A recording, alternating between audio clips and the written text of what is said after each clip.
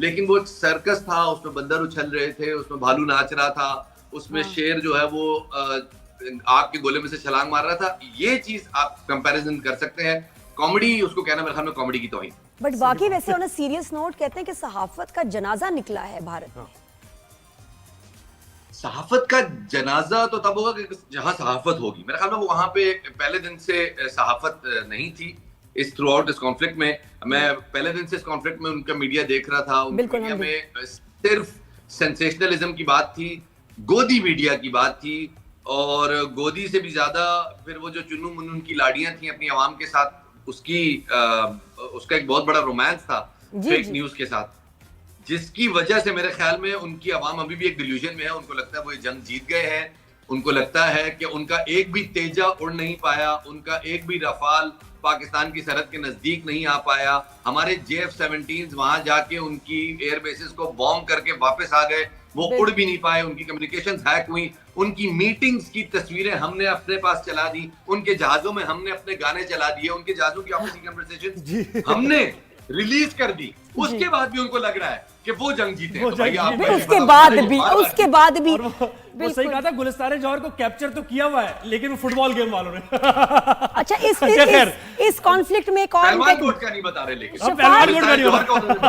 एक बहुत बड़ा जोकर जो है सामने आया, इनका मेजर रैंक ही लगाना इसके साथ रैंक की तौहीन है। लेकिन जो उसने इतना गंदा रोल प्ले किया है इस सारे उसमें, अर्नब वगैरह का तो स्टाइल फिर भी, गौरव आर्या, लेकिन नाम ही नहीं मनू उसका नाम लेना, इस काबिल भी नहीं कि इसका कोई नाम भी पूरा बोले, और पता याद भी नहीं किसी को।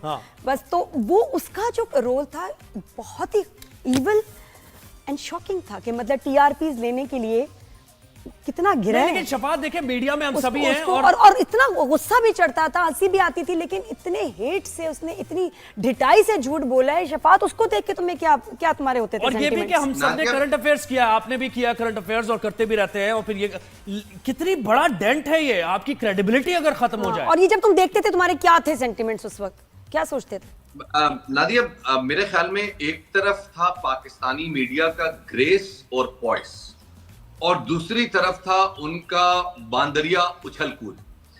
मेरे ख्याल में गौरव आर्या नहीं रहे, वो गोबर खा रहे हो गए उसी वक्त में, जिस वक्त में उन्होंने तालियां बजा बजा के कराची बंदरगाह पे ब्रह्मोस मारो, इसके ऊपर 15-20 खत्म कर दो, ये फूंक दो। उनकी इंस्पिरेशन बिन्यामिन नेतन्याहू से इस कदर शदीद हो गई है। और ये जो हिंदुत्व मीडिया है उनका, हिंदू मीडिया नहीं, हमारी हिंदू से कोई लड़ाई नहीं, हिंदू हमारे भाई, हिंदू हमारे दोस्त, हमारे मुल्क में रहते हैं, हमारा साथ दे रहे थे वो सब। लेकिन ये जो हिंदुत्व माइंडसेट जिस तरह से बिन्यामिन नेतन्याहू की गोद में जाके बैठ गया है, और उसी की आइडियोलॉजी को गजा के बच्चों की तस्वीरें दिखा के पाकिस्तान को थ्रेट करना कि हम तुम्हारा ये अंजाम कर देंगे।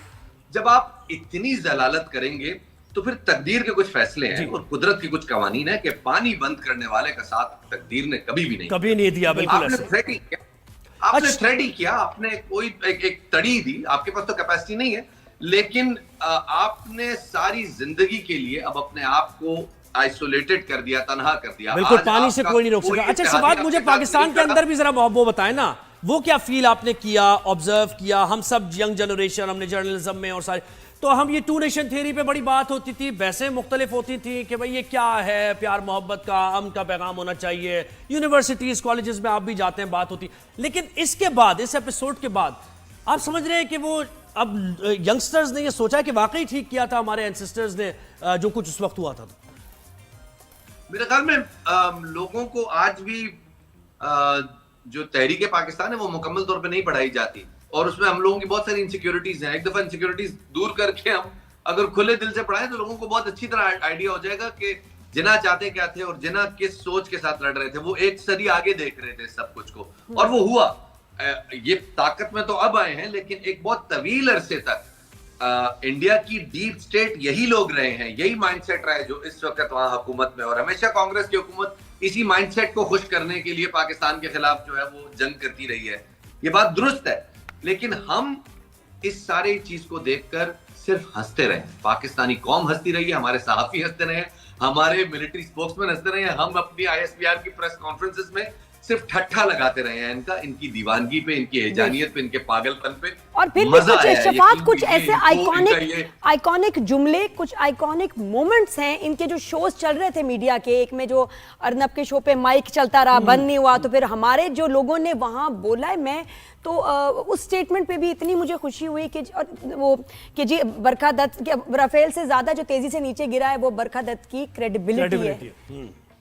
और इतना जबरदस्त, हमारे भी स्पीकर्स आई थिंक बहुत अच्छा बोले। हमारे सारे लोग जो थे, उनको जो चुने गए हैं ना, वो लगता था कि वो भी मिसाइल मुंह में लेके बैठे हुए बारूद के साथ बोले और सही लगाए। आपके भी कुछ ऐसे मोमेंट्स थे, कुछ जुमले जो आपको दूसरों की वीडियोस में देख के शदीद मजा आया और दिल खुश हो गया, वो कौन से थे?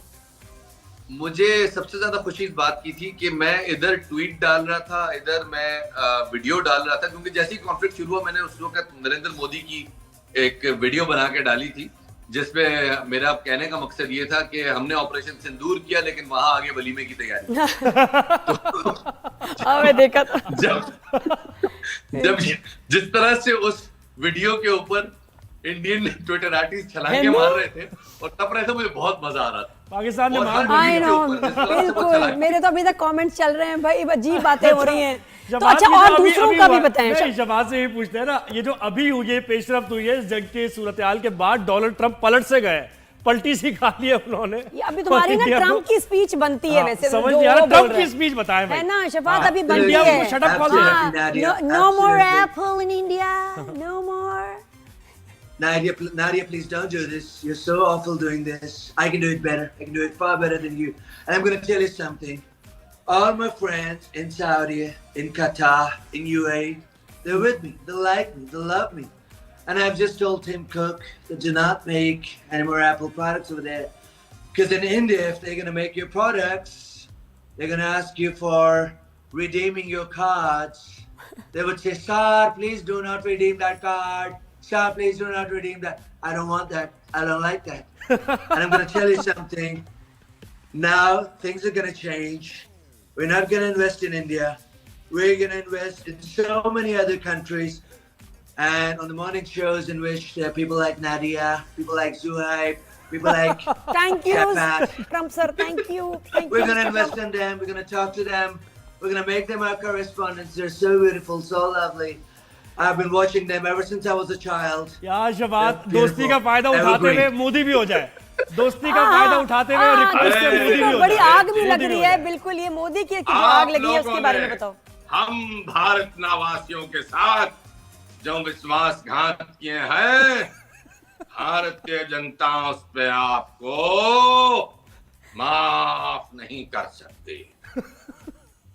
दोहेब जी, हमने आपका समर्थन करते हुए आप ही के देश में जितने भी आतंक अड्डे थे उनको निशाना बनाया और आपने उल्टा हम ही पे हमला कर दिया, हम ही पे युद्ध कर दिया।